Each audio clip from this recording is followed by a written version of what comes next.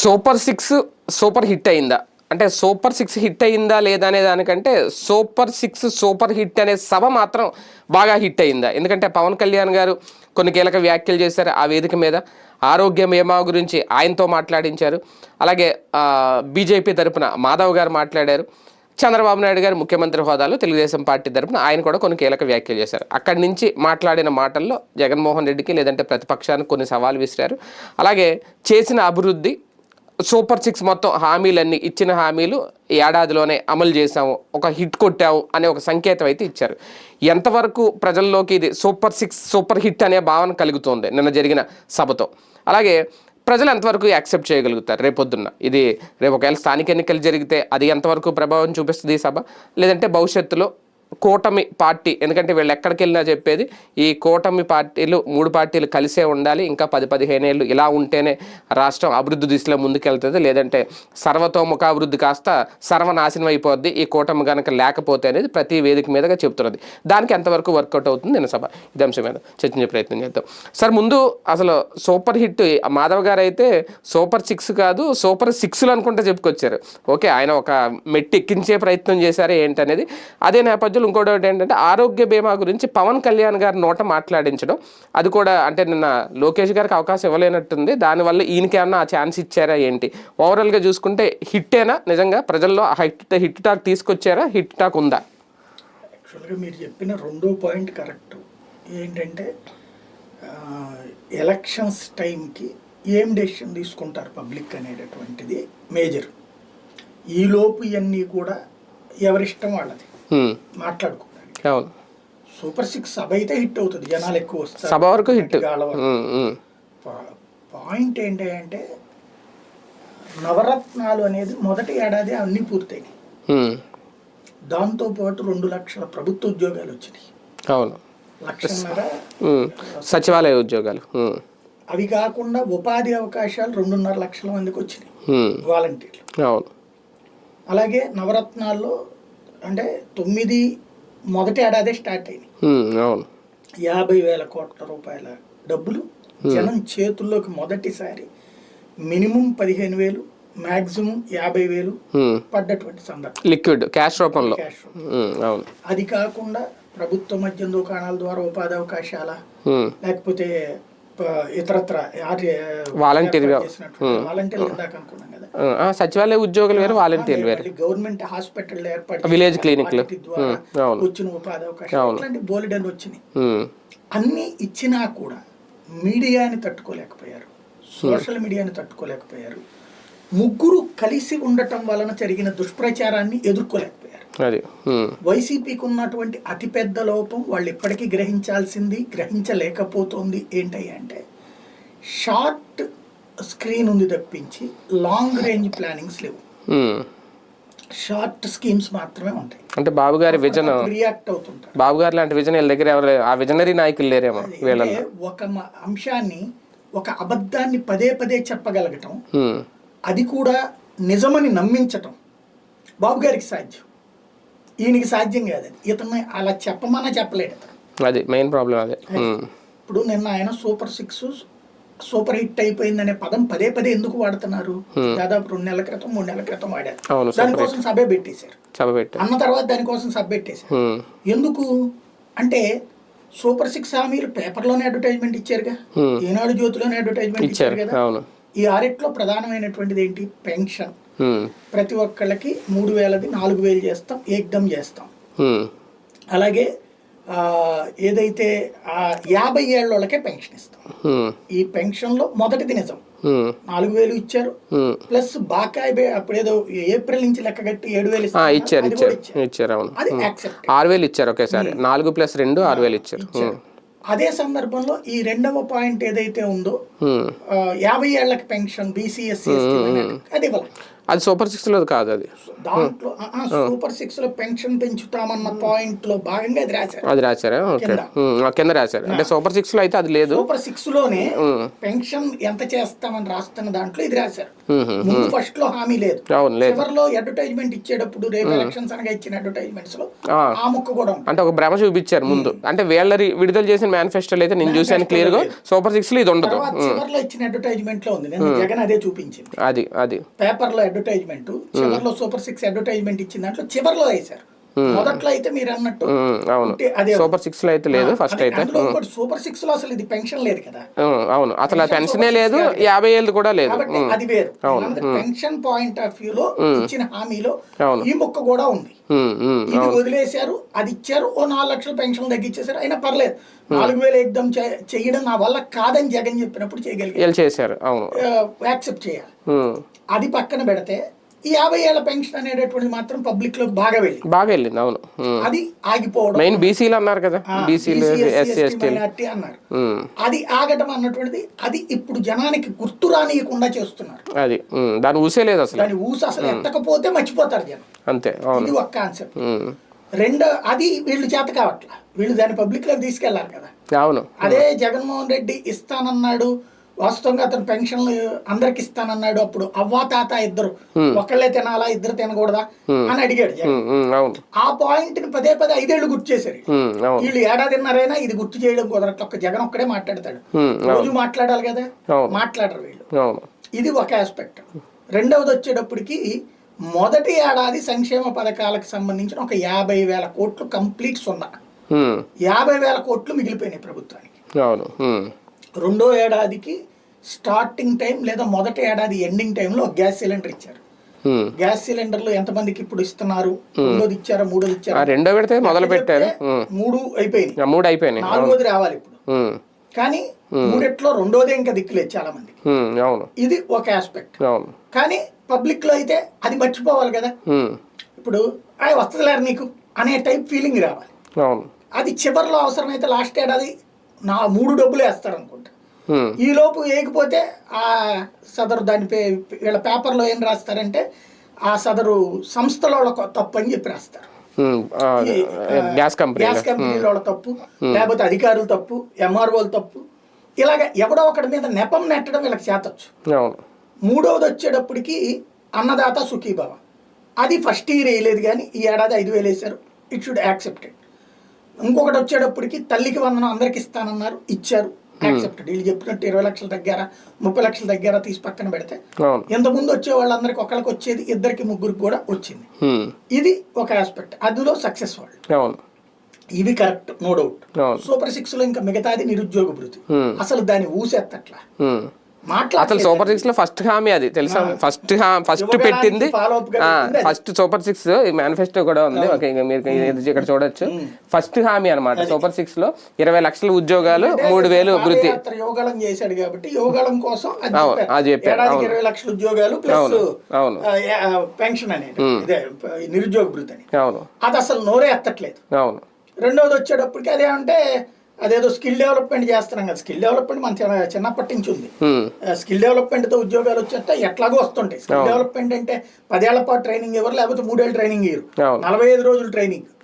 దాంతో మెరుగవడం, లైక్ మన అమీర్పేట ఇక్కడ పెట్టడం, అంత మించేం లేదు. పోయినట్లాగా అమీర్పేటలోకి ఇక్కడ ఎగబడుతున్నారా జనం? ఏం లేదు కదా. కాలేజీలో చదువుతున్నటువంటి వాళ్ళకి అడిషనల్ గా ఇది ఒక యాడింగ్ కోర్స్, ఏం లేదు, నడుస్తుంది. అదొక ఆస్పెక్ట్ అయిపోయింది. రెండవది వచ్చేటప్పటికి ప్రతి మహిళకి 1,500 అన్నది ప్రతి మహిళ ఆశ పెట్టుకుందా లేదా? అసలు అది మాట్లాడుతున్నారా? అది బాగా ప్రచారం చేశారు ఎన్నికలకు ముందు. నీకు 15 నీకు 15 నీకు 15 ఎట్లాగో నీకు 18 నీకు 18 అన్నారు. ఎందుకని? జగన్ ప్రతి మహిళకి 18,000 ఇచ్చాడు. అవును, ఏడాది కాదు, అదేదో పథకం పేరు. అవును, జగన్ 3 రకాల డబ్బులు ఇచ్చాడు. క్యాష్, ఏది ఇవన్నీ కాకుండా అన్నదాతలు ఇవన్నీ కాకుండా మహిళలకు సంబంధించి ఒకటి చేయూత కింద డబ్బులు ఇచ్చాడు. అవును, వాళ్ళు షాపులు పెట్టుకోవడానికి అట్లాగని 18,000 ఇచ్చాడు. అది కాకుండా డ్వాక్రా రుణమాఫీ చేశాడు. అవి కాకుండా ఈబీసీ నేస్తం, కాపు నేస్తం ఇట్లాంటి పేరు ఇచ్చారు. ఈ 3 2 అయితే వచ్చినాయి మహిళలకు చాలా మంది. డ్వాక్రా గ్యారంటీ, ఈ 18,000 గ్యారంటీ, ఇలాగ 100కి 70 మందికి వచ్చినాయి. ఈ 30 మందికి ఈబీసీ నేస్తం, కాపు నేస్తాల రూపంలో అట్లా డబ్బులు వచ్చినాయి ఆ రోజు. కాబట్టి అక్కడ ఇంట్లో ఒకళ్ళకే పెన్షన్, అది ఇది ఇట్లా పథకం. అలా కాకుండా ఎంతమంది మహిళలు ఉంటే అంతమందికి పెద్దది, ఏదో ఇట్లా విద్యా దీవెన తల్లికి వందనం టైపులో ఎట్లయితే ఎంతమంది ఉంటే అంతమందికి అన్నారు, ఇది కూడా అంతమందికి అన్నారు. అసలు ఇప్పుడు నోరే వేపట్ల. ఇది పబ్లిక్ కి చెప్తున్నారా, సమాధానం అన్న చెప్తున్నారా? ఇప్పుడు సమాధానం చెప్పాలి కదా పబ్లిక్ కి, చెప్పట్లేదు కదా. ఇంకోటి వీళ్ళు చేసిన ఇంకొక తప్పు ఏంటంటే, జగన్ ని నువ్వు 15,000 అని చెప్పి 13,000 ఇచ్చావని చెప్పి వీళ్ళు 13,000 ఇస్తున్నారు కదా. కాబట్టి అవి కొట్టుకుపోతాయి. బేసిక్ గా ఈ రెండు అయితే పబ్లిక్ కి నేరుగా అందాలి. తెలివైన పని ఏంటంటే పదే పదే సూపర్ హిట్ అన్ని చేసేసాం ఈ మర్చిపోవాలి. అంటే జనాల్ని హిప్నాటిజం చేస్తున్నారా, అన్ని చేసాం. ఫ్రమ్ ద బిగినింగ్ గత 30-40 ఏళ్లలో మీడియా స్టైల్ ఆఫ్ ఫంక్షనింగ్ చూస్తే, వీళ్ళ ఉపన్యాసాల స్టైల్ చూస్తే, ఎన్నికల టైంలో ఇచ్చే హామీలలో 100కి 99.9999% వదిలేస్తారు. చేసేదాన్నే గొప్పగా చెప్తారు కానీ వదిలేసిన దాని గురించి అసలు ప్రస్తావించరు. ఇప్పుడు దురదృష్టం వల్ల ఇదివరకు వీళ్ళ చేతుల్లో కీలుబొమ్మల్లా నడిచినటువంటి ప్రింట్ ఎలక్ట్రానిక్ మీడియా పోను సోషల్ మీడియా ఉండటం వలన ఈ జగన్ లాంటి వాడు మాట్లాడే మాట అన్నా వినబడుతుంది. లేకపోతే ఇదివరకు ఆ మాట ఎక్కడ ఉంది? ఇంకోటి, ఇదివరకు కాంగ్రెస్ కు ఒక ఆర్గనైజర్ సిస్టమ్ ఉండేది, వైసీపీకి అది లేదు. వీళ్ళ దరిద్రం అది. కాంగ్రెస్ లో తెలుగుదేశం వాళ్ళు ఎట్లయితే రోజు పొద్దు నుంచి సాయంత్రం దాకా కనబడ్డోళ్ళు అందరూ ఏం మాట్లాడాలో ముందే చెప్పి మాట్లాడిస్తారో, అట్లా కాంగ్రెస్ లో కూడా 10 మంది మాట్లాడేవాళ్ళు రోజుకి. వీళ్ళ 10 మందికి ఆన్సర్ 10 మంది చేశారు. ఇక్కడేమో ఈయనే వారానికి ఒకసారి లేకపోతే నెలకోసారి 2 సార్లు వచ్చి ప్రెస్ మీట్ పెడితే పెట్టాలా. మిగతా వాళ్ళ మాటలకి ఆ వాల్యూ ఇవ్వనేరు, హైప్ ఇవ్వనేవారు. అది మంత్రులుగా ఉన్నప్పుడు అదే దరిద్రం, ఇప్పటికీ అదే దరిద్రం. ఇప్పుడు చూడండి, టీడీపీలో ఉన్నటువంటి వాళ్ళు అప్పుడు పట్టాభి దగ్గర నుంచి ఎంతమంది బాగా ఫోకస్ అయ్యారు, ఇప్పుడు ఎవరు ఫోకస్ అవుతున్నారు? లేదు. అప్పుడప్పుడు ఆ గుడివాడ అమర్నాథ్ ఎవరితో మాట్లాడిస్తారు. వాళ్ళకి తగినటువంటి ఆ రేంజ్ హైప్ వస్తుందంటే మీడియా తప్పందామా వాళ్ళ తప్పందామా అనేది ఆలోచించాలి. ఇది సూపర్ 6 లో సూపర్ హిట్ అనేటటువంటి ద్వారా ఏవైతే అసలు విషయాలు మర్చిపోయేలా చేస్తున్నారు. అయితే ఒక్కటి ఒప్పుకోవాలి, తెలుగుదేశం చరిత్రలో, చంద్రబాబు గారి చరిత్రలో, చంద్రబాబు గారి జీవితంలో తొలిసారి అత్యధిక సంక్షేమాలు ఇచ్చినట్టు అది కూడా ఒప్పుకోవాలి. ఆయన జీవితంలో ఈ దశలో ఆయన ఇన్నిస్తున్నాడు. మేబీ పశ్చాత్తాపం కావచ్చు, లేదా భవిష్యత్తులో నా పేరుతో కూడా చెప్పుకోవాలి కదా అనుకోవచ్చు. ఇప్పుడు ₹2 కిలో బియ్యం ఇవాళ ఉచితంగా ఇస్తున్నా ఎన్టీఆర్ పేరు గుర్తుకొస్తుంది. ఆరోగ్యశ్రీ ఫీజు రియంబర్స్మెంట్ అంటే రాజశేఖర రెడ్డి గుర్తుకొస్తాడు. నవరత్నాలు అంటే జగన్ గుర్తుకొస్తాడు. చంద్రబాబు నాయుడు ఏం గుర్తుకొస్తుందంటే అన్న క్యాంటీన్, అది మళ్ళీ పునరుద్ధరించడం ద్వారా మంచి పని చేశాడు. అలాగే ఏవైతే ఇంత డబ్బులు ఇవ్వటం కూడా గతంలో ఏనాడు చంద్రబాబు ఒప్పుకునే మనస్తత్వం కాదు. ఫస్ట్ టైం ఈ మాత్రం డబ్బులు ఇచ్చాడు. ప్లస్ రేపు మా ఆటో డ్రైవర్లకు 15,000 కూడా ఇస్తాను, చేనేత కార్మికులకు ఇచ్చారు డబ్బులు, ఒప్పుకోవాలి. మత్స్యకారులకు పెంచుతానన్నది పెంచారు. కాబట్టి గతంలో బాబుతో కంపేర్ చేస్తే 100కి 80% మార్పు. అదే సందర్భంలో టోటల్ సూపర్ 6 లో చూస్తే 40% ఫెయిల్యూర్. అంటే జగన్ చూసి మారారనుకోవాలేమో, జగన్ ఇచ్చిన సంక్షేమాన్ని చూసి మారాలంటే తప్పలా. పబ్లిక్ ఇంతకు ముందు ఎందుకు ఓడగొట్టారు? వీళ్ళు మాట చెప్తారు చెయ్యరు. రాజశేఖర్కి చెప్తే చేశాడు, జగన్ చెప్తే చేస్తాడని నమ్మారు. జగన్ చెప్పింది చేశాడు. ఎన్నికల ముందు ఒక మాట అన్నారు కదా చంద్రబాబు నాయుడు గారు, వీళ్ళకంటే జగన్ కంటే మెరుగైన సంక్షేమం ఇస్తామని. ఇప్పుడు నిన్న సూపర్ హిట్ తో ఆ మెరుగైన సంక్షేమం ఇచ్చారని అనుకోవచ్చా? అంటే కంపారిజన్ పరంగా చూస్తే దాంతో అసలు లెక్కేయకూడదు. నవరత్నాలు వచ్చినప్పుడు జగన్ ఇచ్చిన సంక్షేమానికి, జగన్ ఇచ్చిన పాలనకి అసలు వీళ్ళకి అస్తమ శశాంకం తేడా. అంటే ప్రతి దాంట్లో హైక్ సంతృప్తి పడతాడు తప్పించి వాళ్ళు కూడా నాకు తెలిసి పూర్తిగా సంతృప్తి పడతారని నేను అనుకోను. అంటే ప్రతి దాంట్లో హైక్ కనిపించట్లేదా? నేను అనేది 3,000 4,000 అయ్యింది, 15,000 20,000 అయ్యింది. ఇలా హైక్ 2,000 నుంచి 3,000 అవ్వలేదా? 250 పెరగలేదా? బేసిక్ గా వచ్చేది పెరగదల అనేటటువంటిది రొటీన్. టోటల్ అమౌంట్ చేతిలో చూస్తే ఏడాదికి 18,000 చేతిలో ఆడతా, లేదా ఆ డ్వాక్రా రుణమాఫీ పేరుతో వచ్చినటువంటి డబ్బులు ఏవైతే ఉంటాయి ఇవి ఆషామాషి వ్యవహారం. 0 వడ్డీ రుణాలు, 0 వడ్డీ రుణాలు కాకుండా రుణమాఫీ, 0 వడ్డీ రుణాలు ఇచ్చాడు. అవును, కాకుండా ఈ డబ్బులు వచ్చి ఆ వడ్డీ డబ్బులు కూడా వెనకపడ్డాయి చాలా మంది. అదేనేది దాన్నే డ్వాక్రా రుణమాఫీ చేసింది. ఏంటంటే చంద్రబాబు ఫెయిల్ అయ్యారు కాబట్టి, చెప్పి చేయలేదు కాబట్టి ఇతను నేను వచ్చాక చేస్తానని చెప్పి 5 ఏళ్లలో ఇస్తానన్నాడు. దాన్ని ఏం చేశాడు? ఇప్పుడు నాకు తెలిసిన చాలా మందికి పడింది ఏంటంటే, బంధువుల్లోనే చాలా మందిని చూశాను నేను, ఈ బాగా పేదరికంలో ఉండి వైట్ రేషన్ కార్డు ఉన్నటువంటి వాళ్ళు వాళ్ళదంతా ఎట్లాగా ఉంటుందంటే అప్పట్లో ఇదే 50,000తో బిగినయ్యి డ్వాక్రా గ్రూపుల్లో అంటే గ్రూపుకి 5 లక్షలు ఇస్తే 50,000 తర్వాత 10 లక్షలు 20 లక్షలు అట్లా 30 లక్షల దాకా తీసుకున్న వాళ్ళు ఉన్నారు. అంటే మనిషికి 1,00,000 2 లక్షల వరకు వచ్చింది.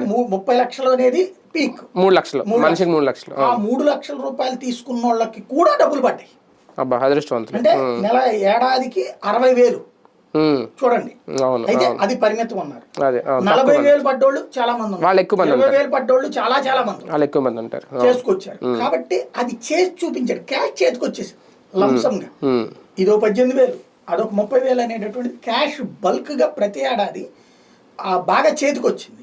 ఇప్పుడు ఆ స్టేజ్ లేదు.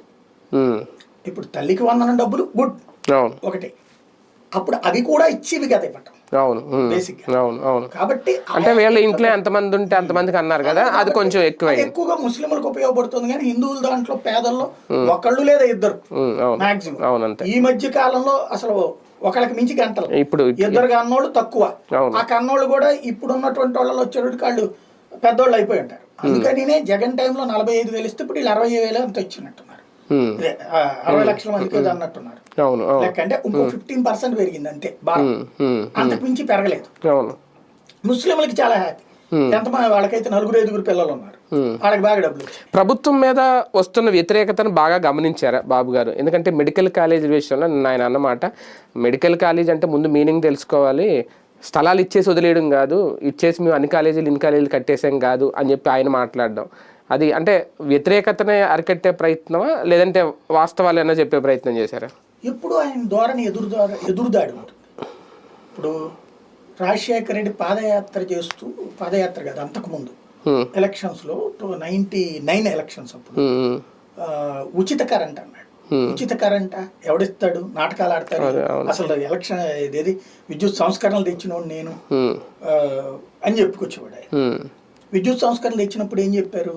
అట్లాగా విద్యుత్ శాఖను 3గా విభజించడాన్ని, దానివల్ల మీకు అందరికి రేపు ఛార్జీలు తగ్గిపోతే మీ మెరుగుపడుద్ది అన్నారు. ఏమన్నా మెరుగుపడిందా? అని ఛార్జీలు తగ్గి ఇంకా పెరిగినాయి, మొన్నటి వరకు అయితే పెరిగినాయి, మరి ఇవాళ వరకు కూడా అదే కదా. అంటే ఏంటి? విద్యుత్ ఛార్జీలను తగ్గించడానికి కోసం విద్యుత్ సంస్కరణలు జరిగినాయా? కానీ ఆ రోజున ఏంటి? అడిగిన వాళ్ళందరూ మాట్లాడిన వాళ్ళందరూ దొంగలే, అలా ఎదురుగా దబా ఇచ్చేస్తాడు ఆయన. అట్లాగే దేవాదాయ ధర్మాదాయ శాఖ ఎందుకు పెట్టారో తెలుసా? ఈ దాన్ని ఏమంటారు, ఏనాం భూములు, ఏనాం కాదు దాన్ని ఏమంటాం, దేవాదాయ ధర్మాదాయ శాఖకి సంబంధించినటువంటి భూములు లీజులకి ఇస్తారు కదా, దేవుడి మాన్యం. ఆ మాన్యాలకి డబ్బులు ఇవ్వట్లేదు వీళ్ళు, ఓ 15-20% మంది ఎగ్గొడుతున్నారు. కాబట్టి దాన్ని నియంత్రించడం కోసం దేవాదాయ ధర్మాదాయ శాఖని పెట్టారు. ఇవాళ దేవుడి భూములు ఎన్ని మింగేశారో చూడండి, ఎట్లా మింగేస్తున్నారో చూడండి. గుళ్ళేమో దేవుడికి తిండి లేకుండా చేస్తున్నారు, ఆ దేవుడి భూముల్లో వీళ్ళు తినేస్తున్నారు. ఆపగలిగారా? గత 20-30 ఏళ్లలో దేవుడి భూములు మింగి పాడేశారు. పేరుకి మాత్రమే భూములు కొన్ని చోట్ల ఉన్నాయి, ఆ గుళ్ళకి సరైనటువంటి ఇది లేదు. కానీ దేవాలయ సంస్కరణల కోసమని పెట్టారు. రాజకీయ నాయకులకు ఉపయోగపడింది కానీ దేవుడికి ఉపయోగపడలేదు, భక్తుడికి ఉపయోగపడలేదే. ఒకప్పుడు ఆలయ ఆధారంగా నడిచినటువంటి వ్యవస్థ నాశనం అయిపోయిందే. కానీ ఎంత దబాయిస్తారు? ఆ శాఖ తీసేస్తారు వీళ్ళు, తీయరు. అట్లాగే మీకు దాన్ని ఏమంటారు, కార్పొరేట్ విద్య లేకపోతే కార్పొరేట్ వైద్యం తెచ్చాడు, దీనివల్ల మీ జీవితాలు మెరుగుపడిపోతాయి అన్నారు. విద్యా వ్యవస్థ సంస్కరణలు తెచ్చినప్పుడు కమ్యూనిస్టులు ఉద్యమిస్తే ఇప్పుడు ఏమైంది జీవితం? మీరు ఇవాళ మన దేశంలో కాదు, మన రాష్ట్రంలో రోగాల బారిన పడే ప్రతి ఒక్కడికి సైకలాజికల్ ప్రెషర్, బీపీలు, షుగర్లు ఎందుకు వస్తున్నాయి? నిరంతరం ఆలోచించాలి మన బిడ్డల బతికేంటి, నిరంతరం ఆలోచించాలి మన హాస్పిటల్ బతికేంటి. ఎందుకని అంటే వైద్యం ఖరీదు, విద్య ఖరీదు, అదివరకు ఉందే అట్లాగా. కానీ ఈయనేం చెప్పారు? ఈ సంస్కరణల వల్ల మీకు మెరుగుపడిపోతుంది అన్న. మెరుగుపడిందా? జీవితాలు మరింత సంక్షోభంలో పడ్డామా మనం? కానీ ఈయన దబాయిస్తారు, వాటి వల్లనే మీ జీవితాలు మెరుగుపడిపోయినాయి అంటారు. ఒప్పుకు తీరాలి. ఏంటంటే ఇవన్నీ కూడా చూడటానికి అవునురా, గవర్నమెంట్ హాస్పిటల్తో పోల్చుకుని ప్రైవేట్ హాస్పిటల్ బాగుందిరా, గవర్నమెంట్ హాస్పిటల్ ఫ్రీ, అక్కడికి వెళ్తేనేమో దోపిడీనే, నీ ఆస్తులు అమ్ముకోవాల్సి వస్తుంది. ఇవాళ డాక్టర్ల మీద, ఇవాళ కార్పొరేట్ హాస్పిటల్ మీద ఎవరికైనా ప్రేమ ఉందా? తప్పక గతి లేక వెళ్తున్నాం. ఇది ఆయన స్టైల్ ఆఫ్ ఫంక్షన్. అంటే నాకు డౌట్ సార్, మెడికల్ కాలేజీలో ఇప్పుడు పీపీపీ విధానం అంటే అది కార్పొరేట్ కాదా? అంటే ముందు దానికి అర్థం తెలుసుకోండి అని లోకేష్ గారు కూడా మాట్లాడారు దీని గురించి. పబ్లిక్ ప్రైవేట్ పార్ట్నర్షిప్ అంటే అంటే అందులో కూడా ఏమన్నా ప్రభుత్వ భాగస్వామ్యం ఉంటుందా? వీళ్ళ మోసానికి బెదిరింపు దబాయింపు ఎప్పుడు కూడా ఒక లెక్క అండి. దబాయించేస్తారు. ఇప్పుడు ఇదివరకు విజయ డైరీ మా కాలేజీ ఎదురుగుండానే ఉండేది, సైదాపూర్ కాలేజీ ఎదురుగుండా. ఓ పెద్ద ప్రభుత్వ రంగ సంస్థ, అది సహకార రంగ సంస్థ. ప్రైవేట్ చేసాం. ఇప్పుడు ప్రైవేట్ డైరీల భూములు, డైరీలకు సంబంధించిన భూములు కానీ డైరీలకు సంబంధించినప్పుడు పీపీపీ కింద అట్లాగే ఇచ్చేసారు. ఇప్పుడు ఎవరి చేతిలో ఉన్నాయి ఇవన్నీ? దూలిపాల నరేందర్ది ఏంటి, లేకపోతే విజయ డైరీ ఎవరి చేతిలో, విశాఖ డైరీ ఎవరి చేతిలో ఉంది? ప్రజలకు ఏమైనా సంబంధం ఉంది అందులో? అంటే ప్రజలకు పాలు అమ్ముతున్నాం కదా, ప్రజల దగ్గర నుంచి పాలు తీసుకున్నాం, అంత ముందు చేశారుగా. కానీ వీళ్ళ ఆస్తులు ఎక్కడికి పోయినాయి? ఈ ఆస్తులు ఎవరి చేతికి పోయినాయి? ఎవరు కోటీశ్వర్లు అయ్యారు అకస్మాత్తుగా? ఎవరి ఆస్తులు పోయినాయి? ప్రజల ఆస్తులే. అది కూడా పీపీపీనే. అదేమంటే అది నడుస్తుంది, అంత ముందు నడిచిందిగా. ఏం రోగం ఇవాళ? నందిని అని చెప్పి మనం వెళ్ళి ఎగబడి కొంటున్నాం చూడండి కర్ణాటక. మరి ప్రభుత్వ రంగ సంస్థ అక్కడ ఎందుకు నడిచింది, ఎక్కడ ఎందుకు నడవాలా? ఎవరు దీనికి జవాబుదారీ? దబాయించారు. ఇప్పుడు పీపీపీ ఏంటి? పీపీపీ ప్రభుత్వ ప్రైవేట్ పార్టిసిపేషన్. నువ్వు చెప్పు, దమ్ముంటే రాసి నీ జీవోలో పెట్టు. గవర్నమెంట్ మెడికల్ కాలేజీ ఫీజులే ఇక్కడ కూడా ఉంటాయి, అలాగే డొనేషన్స్ ఉండవు, అదనపు ఫీజులు చేయడానికి వీల్లేదు. ప్రభుత్వ వైద్య కళాశాలలో ఎలాంటి ఫీజులు ఉంటాయో అట్లాంటి ఫీజులతోనే ఇది నిర్వహించాలి అని చెప్పగలగాలి. మరి జీవోలో పెట్టు. పెడతారా? ఎందుకు పెడతారు? పెడితే హ్యాపీయే కదా. అప్పుడు అంత ఎంత పచ్చి అబద్ధం అంటే, నేను ఆయన మాట్లాడిన దాంట్లో ఒకటే మెడికల్ కాలేజీ ప్రారంభించారు. ఇంతకంటే మోసం ఇంకేమైనా ఉంటుందా? ఓపెన్ మోసం చూపించారు. మెడికల్ కాలేజీలు ఆరంభమై 5వ మెడికల్ కాలేజీకి 6వ మెడికల్ కాలేజీ ఏది పాడేరు దీని మన దీనిది పులివెందులది 50 సీట్లు ఓకే కూడా అయినాయి. వద్దంది పులివెందులది, వద్దంది ఈ గవర్నమెంట్ వచ్చాక. పాడేరుది క్లాసులు కూడా బిగిన్ అయిన దాన్ని మళ్ళీ ఆపుకొచ్చారు. ఇప్పుడు అది పీపీపీ కింద ఇస్తున్నారు. అవి ఏంటి? 4 పూర్తి అయిపోయినాయి. వీళ్ళు ఏం చేస్తారు? పూర్తిగా 4 చూపెడతారు. ఒక రకంగా అమ్మేసుకోవడం అనొచ్చు. దీన్ని అమ్మేయడం కాదు, దోచి పెట్టడం. అమ్మడం అంటే అయిపోయిన కాలేజీలు, నేను అనేది ఆల్రెడీ అయిపోయిన కాలేజీలు పీపీపీలు ఇస్తున్నాం అంటే. పీపీపీ అంటే వీళ్ళు చేస్తున్నది ఏంటంటే 100 కోట్ల రూపాయల చేతిలో ఉన్నోడికి 1000 కోట్లు ఇచ్చేస్తున్నారు. ఇప్పుడు ఈ మీరు వెరీ సింపుల్ లాజిక్ అండి. ఇక్కడ భాష్యం స్కూల్ పెడతాడు, అక్కడ ఆ పెట్టక ముందు ఆ ఏరియాలో 10 లక్షల రూపాయలు ఉంటుంది ల్యాండ్. స్కూల్ పెట్టి అక్కడ రోడ్ వేసిన దగ్గర నుంచి ఆ ఏరియా రేట్లు ఎట్లా పెరుగుతాయి? మెడికల్ కాలేజీ పెడితే చుట్టూత రేట్లు పెరుగుతాయి. ఇతను భూ సమీకరణ చేసి, భూ సమీకరణ కాదు జగన్ చేసిన సేకరణ చేసిన టైంలో ఆయా ల్యాండ్స్ వాల్యూ మొత్తం కలిపితే ఒక 7,000 కోట్లు 8,000 కోట్లు మాక్సిమం 10,000 కోట్లు అనుకున్నాం. భూ సేకరణ కింద తీసుకోవాల్సి వచ్చింది. కానీ ఇవాళ 1,00,000 కోట్లు అది. ఇందులో 4 తీసేయండి, మిగతా వాటిది కనీసం 60,000-70,000 కోట్లు. గవర్నమెంట్ నుంచి ఖర్చు అయ్యేదంతా 8,000 కోట్లు. జగన్కు ఉన్నటువంటి ఒక ముందు చూపు నాకు అర్థం కాదు. ఏంటంటే ఈయన విజనరీ అనేది గొప్పగా చెప్తుంటారు. విజన్ అంటే ఏంటి? భవిష్యత్తులో రాబోయే కష్టాన్ని ఇవాళ పరిష్కరించడం, అదే కదా విజనరీ అంటే. భవిష్యత్తు బాగుండటం. జగన్ చేసుకొచ్చింది ఏంటి? నీ పరిపాలనా తీరు. ఇదివరకటి రోజుల్లో చంద్రబాబు విజనరీ, నాలాంటి వాళ్ళని కూడా గౌరవించేవాడు. ఎందుకు? జన్మభూమి, శ్రమదానం, ప్రజల వద్దకు పాలన. కాంగ్రెస్ చేయలేకపోయింది, ఆయన చేశాడు. జగన్ మరొక మెట్టు ముందుకు పోయాడు. ఎట్లాగా? ఇంటికి పాలన తెచ్చాడు త్రూ వాలంటీర్ ద్వారా, సచివాలయ వ్యవస్థ ద్వారా ఇంటి దగ్గరలోనే పాలన. అట్లాగే మెడికల్ హాస్పిటల్స్ దగ్గర ఇళ్ళు, రైతు భరోసా కేంద్రాలు. ఇట్ ఈస్ ఎ విజన్ ఈ కాలానికి అనుగుణంగా. అట్లాగే భవిష్యత్తును దృష్టిలో పెట్టుకుని ప్రతి నెల 350-400 కోట్లు అవుతుంది ఆరోగ్యశ్రీ. ప్రైవేట్ ఆసుపత్రులు అవసరం లేకపోయినా ఆపరేషన్ చేస్తున్నాయి. దీనికోసం ఆపరేషన్ దీని మీదనే బతకడం బిగిన్ చేసినాయి కొన్ని. దానివల్ల ప్రభుత్వానికి అదనం పారబోతుంది. అలా కాకుండా అవసరమైన వైద్యం, అవసరమైనటువంటి ఆపరేషన్ చెయ్యాలి అంటే గవర్నమెంట్ వైపుకి ఆపరేషన్ తీసుకొస్తే డాక్టర్లకి మెరుగైన. మనమే డిబేట్లు చేసాం, మాట్లాడుకున్నాం ఈ విషయం. మనం చెప్పడం వల్లనే అతను మారాడన్న కానీ అలాంటి ఒక ఆలోచన చేశాడు. ప్రైవేట్ ప్రతి హాస్పిటల్, ఈ గవర్నమెంట్ హాస్పిటళ్లలో ఆరోగ్యశ్రీని డెవలప్ చేశాడు అతను. గవర్నమెంట్ హాస్పిటల్ ఆపరేషన్స్ బిగిన్ చేయించాడు.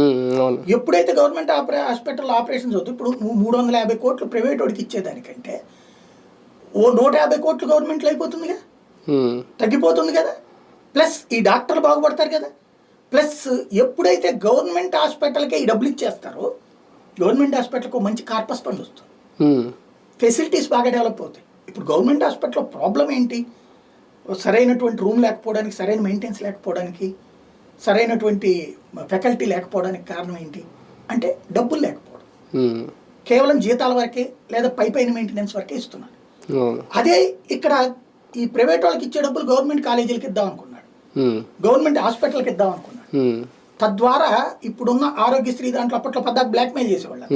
అందుకని 70% తగ్గించేసి 30% గవర్నమెంట్ హాస్పిటల్స్, గవర్నమెంట్కి సంబంధించినటువంటి ఈ మెడికల్ కళాశాలల అనుబంధ వాటిట్లో పెట్టేసుకొస్తే టోటల్గా సక్సెస్ అయిపోతుంది. ప్రభుత్వానికి భారం తగ్గుతుంది, ప్రజలకి ప్రయోజనం చేకూరుతుంది. ఇది అతను వేసిన ప్లాన్. ఇది అతను చెప్పుకోవడం చేతే సావదు అతనికి వచ్చిన ప్రాబ్లం. అదే చంద్రబాబు గారు కనుక ఇట్లాంటి ఆలోచన చేస్తే అసలు దేశంలో ఇంతకంటే మేధా ఉన్నాడా, ఇంత అద్భుతమైన వ్యక్తి ఉన్నాడా అని చెప్పి పొగట్టడానికి కొన్ని లక్షల గొంతులు వస్తాయి. ఇతన్ని చూస్తేనే అదేదో ద్వేషంతో రగిలిపోయేటటువంటి వాళ్ళు అట్లాంటి మాట్లాడరు. కాబట్టి నష్టపోతున్నాడు. ఇతని మీద ఒక విషయాన్ని చిమ్ముతూ ఉండటం వల్ల ఇతను చేసినటువంటి ఒక అడ్మినిస్ట్రేటివ్ రిఫార్మ్స్ ని పాజిటివ్ గా కాకుండా వాట్సాప్ లో ఇప్పుడు ఏమొచ్చేస్తున్నాయి, కానీ వాట్సాప్ సూపర్ ఏముందాడ. ఇదివరకు అతను ఎంతవరకు ఎవడన్నా ఆలోచించాడో ఫోన్ నెట్ 3 సార్లు చెప్తే పోలీసు వచ్చి దానికి పేరు మార్చి ఇళ్ళు అదేదో ఇంకో పేరు పెట్టి మేమే కొత్తగా కనిపెట్టామని చెప్తుంటే అవునవును చప్పట్లు కొడుతున్నాం. అంతే, ఏడున్నాం మనం. అన్ని పేర్లు మారుతాయి, అంత ప్రభుత్వాలు మారినా. నేను అనేది ప్రభుత్వంగా జగన్ కొత్త ఆలోచన చేశాడు. ఆ 3 సార్లు తిప్పితే ఫోను ప్రతి ఫోన్ లో డౌన్లోడ్ చేయించడం ఇంతకుముందు ఎవడు చేయించలేదు. సచివాలయ మహిళా పోలీసులు అందరూ అదే పనిలో ఉండేవారు. సచివాలయ ఉద్యోగులు ఏరియాలో ఉన్నటువంటి దానికి ఫాలో అప్ చేయడానికి ఒక వార్డు పోలీస్ అని ఇట్లాంటి సిస్టమ్ ఏంటి, ఎక్కడికక్కడ ఒక చెక్స్ అండ్ బ్యాలెన్సెస్ సెట్ చేసి అతనికి చెప్పుకోవడం జాత కాలేదు, ఎక్స్ప్లెయిన్ చేయడానికి దాన్ని పొగుడుతా ప్రజల్లోకి తీసుకువెళ్ళగలిగిన మీడియా లేదు, సోషల్ మీడియా లేదు. ఎంతసేపటికి చెప్పుకోవాలి. ఇప్పుడు ఇది ఈయన చూడండి సూపర్ 6 లో పూర్తి అయిపోయినాయి. హిట్ కొట్టేసాం. అట్లాగే ఇంకోటి అదేంది నిన్న ఇందాక మీరు అన్నారు పవన్ కళ్యాణ్ ఆరోగ్య బీమా గురించి ఆయనతో చెప్పి ఏమని చెప్పారు, పేపర్ లో హిట్టింగ్ పెట్టింది ఏంటి 25 లక్షల ఇన్సూరెన్స్. నిన్న ఏం రాశారు జీవోలో 2.5 లక్షల వరకే ఇన్సూరెన్స్. అంతకంటే ఎక్కువ జబ్బు అయితే ఆరోగ్యశ్రీ. అది ఎప్పుడూ జగన్ చేసాడుగా. ఆల్రెడీ 25 లక్షలు ఆయన ఉన్నప్పుడే పెట్టింది, 25 లక్షల వరకు ఉచిత వైద్యం అని. అదేంటది ప్రభుత్వం ఇస్తుంది, ప్రభుత్వం ఇస్తుంది, బీమా కాదు. బీమా కాదు ఇక్కడ. ఇప్పుడు బీమా 2.5, మిగతాది 25 లక్షలు ప్రభుత్వం. అంటే ఇప్పుడు ఎట్లయితే ఎమ్మెల్యేల దగ్గరికి వెళ్ళి సీఎంఆర్ఎఫ్ ఫండ్స్ అని అడుక్కుంటున్నారు, రేపు పొద్దున 25 లక్షలకు సంబంధించిన 2.5 లక్షల పైన జబ్బులు వస్తే ఎమ్మెల్యేల దగ్గరికి కార్పొరేటర్ల దగ్గరికి వెళ్ళి బాబో నీ కాళ్ళ అంటే సీఎం రిలీఫ్ ఫండ్ ఇదే బీమాని ఇట్లా ఇదివరకు ఆరోగ్యశ్రీలో ఉండేది. తర్వాత ఆయుష్మాన్ భారత్ యాడ్ చేశాక 5 లక్షలు అయింది. జగన్ వచ్చి చివరిలో ఒక 6 నెలల ముందు అనుకుంటా 25 లక్షలు వచ్చేసాడు. అప్పుడు ఏం చేసేవాళ్ళు అంటే అంతకు ముందు కూడా ఇచ్చేవాళ్ళు. ఎట్లాగా మేజర్ అయితే వీళ్ళకి అప్లై చేసుకుంటే వైసీపీ సంబంధించిన నాయకుల్ని అప్రోచ్ అయితే పని చేయించుకున్నాం. ఇప్పుడు వీళ్ళు మొత్తం అక్కడికి వెళ్ళిపోతారు. ఇప్పుడు ఒక రకంగా చెప్పాలంటే ప్రభుత్వం తన భారం తగ్గించుకుంది. ఏంటది, మేజర్ ప్రొసీజర్స్ ఏవైతే దాదాపుగా 2000 రోగాలకి కేంద్ర ప్రభుత్వం డబ్బులు ఇప్పించబోతున్నారు. ఆయుష్మాన్ భారత్ 5 లక్షలది ఇన్సూరెన్స్. అవును, ఓకే. కాబట్టి అది ఇస్తారు. వీళ్ళు ఇచ్చేది మిగతా వాటికి మాక్సిమం అక్కడే వెళ్ళిపోద్ది, 5 లక్షల్లోనే వెళ్ళిపోతాయి చాలా వరకు. అవును. రెండోది ఇక్కడికి వస్తుంది. ఇది దాటి 25 లక్షలు 1% ఉంటే గ్రేట్, రేర్ కేసెస్ అవి ఎప్పుడో. ఇంకా కాబట్టి ప్రచారం మాత్రం 25 లక్షలు ఇచ్చేసినట్టు. జీవో చూస్తే 2.5 లక్షలు. పవన్ కళ్యాణ్ తో చెప్పింది నా మాట. కానీ ఇన్సూరెన్స్ లో మీకు ఉండే అతిపెద్ద తలనొప్పి ఏంటంటే ఇప్పుడు ఆరోగ్యశ్రీ వచ్చినప్పుడు అంటే నేను ప్రాక్టికల్ గా చెప్తాను, సక్సెస్ కావాలని కోరుకుంటాను, సక్సెస్ అవ్వాలి. అవును, ఏదైనా బాధ్యతగా ఉండాలి, పబ్లిక్ ఉపయోగపడాలని. ఇన్సూరెన్స్ తో నేను అబ్జర్వ్ చేసి నేను భరించిన నేను అనుభవించిన కష్టం ఏంటంటే ఇన్సూరెన్స్ కి జనరల్ కి ఇప్పుడు మనం వెళ్ళేసి ఆరోగ్యశ్రీ దాంట్లో మనం హాస్పిటల్కి వెళ్ళాం అనుకోండి, మనకి ఇట్లాగేదో కడుపులో ఆపరేషన్ చేయాల్సి వస్తుంది, డాక్టర్ గారే డిసైడ్ చేసేస్తాడు పైన చేసేసి ఒక స్కాన్ అది చేయించుకు రమ్మంటాడు, అది చూడగానే దాన్ని దీంట్లో యాడ్ చేసేస్తాడు. ఆరోగ్యశ్రీకి ఆరోగ్యశ్రీ డెస్క్ అక్కడే ఉంటది, ఇది పెట్టగానే ఓకే అవుద్ది. ఈ స్కానింగ్ డబ్బులు కూడా వస్తాయి దాంట్లో. ఓకే, టెస్ట్ల డబ్బులు కూడా వచ్చేస్తాయి. ముందు చేయించిన టెస్టులతో మొత్తం డబ్బులు అయిపోతుంది. కానీ అది పేషెంట్ పెట్టేసుకుంటాడు. అయితే మీకు ఇప్పుడు ఇన్సూరెన్స్ మీరు మొత్తం చేయించుకోవాలి ముందు. అంతా అయ్యాక వీళ్ళు ఆ రిపోర్ట్ అంతా పంపించాక మీకు ఈ జబ్బు అందులో నుంచి ఉందా ఇప్పుడు ఉందా వీటికి లెక్కలన్నీ ఉంటాయి. ఏదో ఒక వంక పెట్టి మాక్సిమం కట్ చేసుకోవడం. పైగా ఇన్సూరెన్స్ అన్ని క్లెయిమ్ అవ్వ. మళ్ళీ విజన్ అంటే సిస్టమ్ ఎట్లా ఉండాలి, 500 కోట్ల రూపాయలు ఇప్పుడు ఇన్సూరెన్స్ కావాలి, 350 కోట్లే నువ్వు ఆరోగ్యశ్రీ. నిజంగా వీళ్ళు 500 కోట్లు ఖర్చు పెట్టగలిగేటట్టయితే అసలు ఆరోగ్యశ్రీనే సక్రమంగా చేసుకోవాలి. అంతే కదా. అవును. అంటే ఆ ఉద్దేశం లేదు. ఇటు ఆయుష్మాన్ భారత్ లో కొంత దోసేసి కొంత వీళ్ళు చేద్దాం అనుకుంటున్నారు పేరుకి. దాంతో పాటు ఇన్సూరెన్స్ కంపెనీలతో వీళ్ళు ఏదో టైఅప్ అయి ఉన్నారు. అవును. వాళ్ళకి ఇలా చేస్తారు పిలుస్తున్నారు కదా. ఇప్పుడు బేసిక్ గా దాని వల్ల ఒరిగేది ఏంటి? ఇప్పుడు జగన్ ఇట్లాంటి వాటిట్లో ఏం చేశాడు, ఈవెన్ రైతు బీమా ఇతను కట్టలేదన్నాడు, కానీ డబ్బులు ఎప్పటికప్పుడు ఇచ్చేసాడు కదా పరిహారం. ఎట్లా ఇవ్వగలిగాడు అతను ఫస్ట్ ఏడాది చూశాడు. అంటే అతను ఏంటంటే అంటే వాస్తవంగా జగన్ వ్యవహార శైలి వాళ్ళ ఆ కేసులు ఆ వ్యవహారాలప్పుడు బాగా అసహించుకునేవాడిని, తిట్టుకునేవాడిని. ఏంటి వీళ్ళ రాజకీయం అనేది ఆ వ్యవహార శైలి అదంతా. అట్లాంటిది పరిపాలన చూశాక నాకు ఈ పరిపాలనా పరమైనటువంటి ఇష్యూస్ నచ్చింది. చంద్రబాబు నాకు ఎదువరకు ఎందుకు నచ్చేవాడు అంటే పరిపాలనా పరమైనటువంటి సంస్కారం. కాంగ్రెస్ చేయలేకపోయింది, చంద్రబాబు చేశాడు. బట్ చంద్రబాబుతో కంపేర్ చేస్తే జగన్ పరిపాలనా సంస్కారం అద్భుతమైనటువంటి. చంద్రబాబుకి 10 రెట్లు సక్సెస్. ఇప్పుడు ఇతను ఎట్లాంటి ఆలోచన చేస్తాడంటే ఇన్సూరెన్స్ కి లెక్కేశాడు, 5,000 కోట్ల రూపాయలు 6,000 కోట్ల రూపాయలు ప్రభుత్వం కడతంటే వాడు 3,000 కోట్లు ఖర్చు పెడతాడు అంతే. అంతకు ఇన్సూరెన్స్ వాడు లాభం సంపాదించడానికి చూస్తున్నాడు కానీ ప్రయోజనం చేయడానికి. కలెక్టర్లు ఎంఆర్ఓలు వీళ్ళందరూ రాసి ఇచ్చిన డబ్బులు ఇడాడు. అదేమంటే ఆలోపం ఈ లోపం అని చెప్తాడు, ఏదో చూపిస్తారు. అవును. దాంతో సగం మందికే వస్తుంది. ఇతను డబ్బులు మానేశాడు. ఎందుకు? ఇందులో కేంద్రం ఓ 10% 15% పెట్టుకుంటారు కాబట్టి పెట్టుకోవాలి, నాకు వద్దు అది కూడా అన్నాడు. వద్దంది అదే కదా మొన్న వీళ్ళు శివరాజ్ చౌహాన్ చెప్పేశాడు డబ్బులే కట్టలేదు జగన్ అంటే కట్టలేదు. కానీ పరిహారం ఇచ్చాడు వీళ్ళకి రైతులకి. ఎట్లాగా? వాడెవడో ఇన్సూరెన్స్ మేపడం ఎందుకు, ఆ డబ్బులు మనమే పక్కన పెడదాం, ఎంతమందికి ఉంటే అంతమందికి ఇద్దాం అన్నాడు. ఇన్సూరెన్స్ రాయించారు, బట్ స్టేట్ గవర్నమెంటే కట్టుకుంది. అంటే ఈ ఇన్సూరెన్స్ పాలసీలు అంటే ప్రభుత్వం తీసుకుని ఇప్పుడు మెడికల్ ఇన్సూరెన్స్ పాలసీలు మామూలు ఏమన్నా డిఫరెన్స్ ఉంటాయండి? అదే చూడాలి. బేసిక్ గా అయితే నేను అంటుంది అదే. దీంట్లో నేను ఎక్కువగా నెగిటివ్ గా మాట్లాడాను. మనం మంచిగా డౌట్స్ ఒక 6 నెలలు చూస్తే గానీ స్పష్టత. ఎందుకంటే మీకు నాకు తెలిసిన వ్యక్తి హైదరాబాద్లో ఒక యాక్సిడెంట్ అయింది, అప్పుడు మీరు కూడా వచ్చినట్టున్నారు, ఇప్పుడు పేరు ఎందుకులేండి, ఆయన లేడు. అప్పుడు హాస్పిటల్లో జాయిన్ చేసి ఆయన ముక్కుకి ఏదో జరిగింది. ఆయనకి హెల్త్ ఇన్సూరెన్స్ ఉంది, ఒక బ్యాంక్కి సంబంధించిన ఇన్సూరెన్స్, అది 7 లక్షల వరకు క్లెయిమ్ అవుతుంది అని అన్నారు. అప్పుడు మాకు తెలిసిన పాయింట్ ఏంటంటే, నేను ఉన్నాను హాస్పిటల్లో 2 రోజులు, ఆ 7 లక్షలు ఎలా అనుకుంటున్నారు, మేజర్ యాక్సిడెంట్ అయ్యి కాళ్ళు చేతులు కూడా ఇరిగిపోయి ఆ టైంలో నీకు 7 లక్షల క్లెయిమ్ అవుతుంది, లేదంటే 1 లక్షకి ఒక క్లెయిము, 2 లక్షల క్లెయిము, 3 లక్షలు, ఈ లిస్ట్ ఇచ్చుకొచ్చాడు. అప్పుడు ఈయనకి ముక్కు అది ఏదో డ్యామేజ్ అయింది, లోపల ఎముక ఏదో ఇరిగిపోయింది, ఏదో స్టీల్ రాడ్, దాని వరకు ఒక 2 లక్షలు అయితే క్లెయిమ్ అవుతుంది, మిగిలిన మీరు పెట్టుకో. ఆ విషయం మాకు అక్కడికి వెళ్ళి ఆ డెస్క్కి వెళ్ళి వాళ్ళు పంపించే వరకు తెలియలేదు. ఓకే, ఆయనకి ఏదో డబ్బులు ఉన్నాయి కాబట్టి కట్టుకున్నాడు.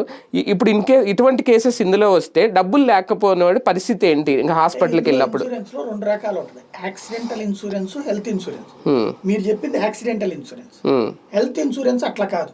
3 సంవత్సరాలు మనం అంటే మామూలుగా ఇదైనా సరే హెల్త్ ఇన్సూరెన్స్ కానీ డబ్బులు కడతాం, డబ్బులకి వాళ్ళు కట్టాలి. 3 సంవత్సరాలు రెగ్యులర్ గా చేస్తేనే చేస్తారు ప్రైవేట్ దాంట్లో. ఇప్పుడు మరి ప్రభుత్వం ఏమంటుంది, వీళ్ళు చేస్తారంటుంది.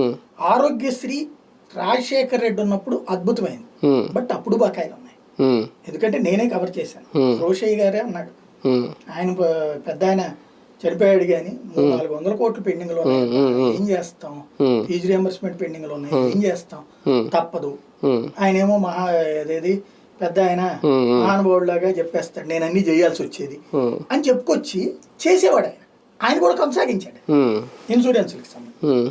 అట్లాగా ఆరోగ్యశ్రీ అనేటటువంటిది రాజశేఖర రెడ్డి ఉన్నప్పుడు నడిచింది, చంద్రబాబు వచ్చాక నడిచింది, కేసీఆర్ వచ్చాక నడిచింది, తర్వాత జగన్మోహన్ రెడ్డి వచ్చినప్పుడు నడిచింది. జగన్మోహన్ రెడ్డి ఉన్నప్పుడు కూడా నడిచింది. మొన్నటిసారి నుంచి వచ్చిన ఒక ప్రాబ్లం ఏంటంటే జగన్ ఉన్నప్పుడే చివర్లో నేను ఒక కాన్సెప్ట్ ఏంటంటే హాస్పిటల్ వాళ్ళు ఇప్పుడు నీకు ₹1,00,000 అవుతాయా, ఆరోగ్యశ్రీ సరిగ్గా రావట్లేదు మాకు, మీరు ఒక 25,000 50,000 కట్టండి, అప్పుడు ఆరోగ్యశ్రీ వస్తే 50 మీకు ఇచ్చేస్తాం, లేకపోతే లేదని కొన్ని హాస్పిటల్ బిగిన్ చేశారు. కొన్ని హాస్పిటల్ మేము చేయలేమని చెప్పేసి అదే మైనస్ అయింది జగన్ ఆరోగ్యశ్రీ. ఇప్పుడు వీళ్ళది ఇచ్చిన తర్వాత అయితే విపరీతమైంది. అది చాలా హాస్పిటల్ మేము చేయట్లేదని చెప్పి చేస్తున్న హాస్పిటల్ ఈ విధమైనటువంటి పరిస్థితి. 4,500 కోట్లు పెండింగ్ అంటే అందుకే జరిగింది. 700 కోట్లు ఇచ్చారు. ఇప్పుడు అది తప్పించుకోవడానికి వీళ్ళు చేశారు. ఇప్పుడు హాస్పిటల్ కి డబ్బులు ఇవ్వాలి, ఆ బిల్లు క్లియర్ చేయాలి కదా, పెండింగ్ ఉన్నాయి. మొత్తం హాస్పిటల్ జగన్ ఓటమిలో హాస్పిటల్ కారణం ఈ బిల్లులు పెండింగ్ వీటి వల్ల. మళ్ళీ ఆరోగ్యశ్రీకి దీనికి తేడా ఏంటంటే ఆరోగ్యశ్రీ అనేది ఒక పథకం అలా వెళ్ళిపోద్ది. బీమా అనేది ఒకవేళ రెన్యువల్ చేయాల్సిన పరిస్థితి ఏమైనా వస్తుంది. ఇప్పుడు ఏడాదికి కడతారా లేదంటే 5 ఏళ్ళకి కడతారా? ఏమంటున్నారంటే ఇప్పుడు తెలుగుదేశం కార్యకర్తలందరికీ ఇన్సూరెన్స్ ఎట్లా ఉంటుంది, అది వాళ్ళ సభ్యత్వం సంబంధించిన ఇన్సూరెన్స్ మెంబర్షిప్ చనిపోయినప్పుడు ఇస్తారు, ఆరోగ్యంగా అనారోగ్యంగా ఉన్నప్పుడు ఇస్తారంట. అవును అవును, అది నేను అంటోంది అదే సిస్టమ్. వీళ్ళు చెప్తున్నది న్యూ. నేను మనమే డిబేట్ లో మాట్లాడింది, నేను విడిగా వీడియోలు చేసిన కూడా పాయింట్ ఏంటంటే వైట్ రేషన్ కార్డుని 3 సిస్టమ్స్ కింద విడదీయండి. అందులో ఎక్కువ మంది వైట్ రేషన్ కార్డు వాడుతున్నది మధ్యతరగతి. ఈ మధ్యతరగతి వాడుతోంది ఆరోగ్యశ్రీకి లేదంటే ఇళ్లకి, ఉచిత ఇళ్ల కోసం. రేషన్ గురించి కాదు, వాళ్ళకి రేషన్ అక్కర్లా, ఇవి 2 కావాలి. కాబట్టి ఇది విడదీయండి అని నేనే చాలాసార్లు ప్రస్తావించాను. మధ్యతరగతి వాళ్ళకి ఆరోగ్యశ్రీ మీరు కాదు అనుకున్నప్పుడు ఇన్సూరెన్స్ కట్టండి వాళ్ళ పేరున, అవసరమైతే వాళ్ళు 1,500 కట్టించమనండి అని కూడా నేనే చాలాసార్లు ప్రస్తావించాను. తద్వారా వాళ్ళు బాగుపడతారు, ప్రభుత్వం ఒక ₹500 పడుతుంది, కానీ ఆ ఖర్చు తగ్గిపోతుంది కదా, నేనే ఎన్నోసార్లు ప్రస్తావించాను. సరే ఇప్పుడు దాన్ని వేరే రూట్లో అమలు చేస్తున్నాం, గుడ్. కాబట్టి ఇది సక్సెస్ కావాలని కోరుకుందాం. కాకపోతే ఇన్సూరెన్స్ కంపెనీల యొక్క వ్యవహార శైలి మీద ఆధారపడి ఉంటుంది. వాళ్ళు మానవతా దృక్పథంతో వ్యవహరిస్తే బాధలేదు. కాకపోతే ఇక్కడ ఏకైక కన్ఫ్యూజన్ వల్ల ఇన్సూరెన్స్ కంపెనీ అనేది 100కి ₹40 మిగిల్చుకోవడానికి చూస్తుంది. ప్రభుత్వం 500 కోట్లు ఇస్తే గొప్పదే, లేదు ప్రభుత్వం ఇప్పుడు 350 తగ్గించుకుని 200కి వచ్చింది అనుకోండి, వాడు 50 కోట్లకే పనిచేస్తాడు. అప్పుడు 300 మందికి పని జరగదు. అలా జరగకుండా చూడగలిగితే హ్యాపీ. రెండవది ఏంటంటే ఇట్లాంటిది ఇబ్బందులు ఎక్కువ అవుతున్నాయి అన్నప్పుడు వీళ్ళు ఆరోగ్యశ్రీ కింద రాయడం మానేశారనుకోండి, ఒక ఆస్పెక్ట్ బెటర్. ఏది అవసరం ఉన్నా లేకపోయినా చేసే ఆపరేషన్లు ఆగుతాయి. కానీ అవసరమైన ఆపరేషన్లకు కూడా మీరే డబ్బులు కట్టండి అన్నారనుకోండి, జనాలు పల్లె ప్రాంతాలలో జరిగే చర్చ చాలా సింపుల్గా ఉంటుంది. ఎంత సింపుల్గా ఉంటుంది అంటే జగనేమి మిర్చి ధర ఎక్కువ ఇప్పించాల, ఇతనేమి ఎక్కువ కొనలా, ఉల్లిపాయలకు కొనలా, టమోటాలకు కొనలా. ఇతని అదృష్టం కొద్దీ ఆ టైంలో అంతర్జాతీయ పరిణామాలు జాతీయ పరిణామాల కారణంగా రేట్లు ఎక్కువ వచ్చినాయి. ఇప్పుడు చంద్రబాబు గారు ఏమి చెడగొట్ల, ఇంకా పాపం ఆదుకునే ప్రయత్నం చేస్తున్నాడు. కానీ ఎప్పుడైతే ధర పడిపోయిందో కంపేర్ చేస్తున్నాడు రైతు. అట్లాగే ఉండదు రేపు ఇన్సూరెన్స్, అది కాబట్టి జాగ్రత్తగా అప్పుడు బయటకు వస్తాయి. రైట్, చూద్దాం. మొత్తానికి సూపర్ హిట్ సభతో వ్యతిరేకత పోగొట్టుకునే ప్రయత్నం అయితే ఆ వేదికగా 3 పార్టీలు గట్టిగానే చేసి సాధ్యం కాని హామీలు అమలు చేస్తున్నారు చంద్రబాబు నాయుడు గారు అని కితాబిచ్చే ప్రయత్నం పవన్ కళ్యాణ్ గారు చేశారు. సూపర్ 6 కాదు, సూపర్ 6లే అమలు చేసి సక్సెస్ అయ్యారు అని భారతీయ జనతా పార్టీ తరఫున మాధవ్ గారు చెప్పే ప్రయత్నం చేశారు.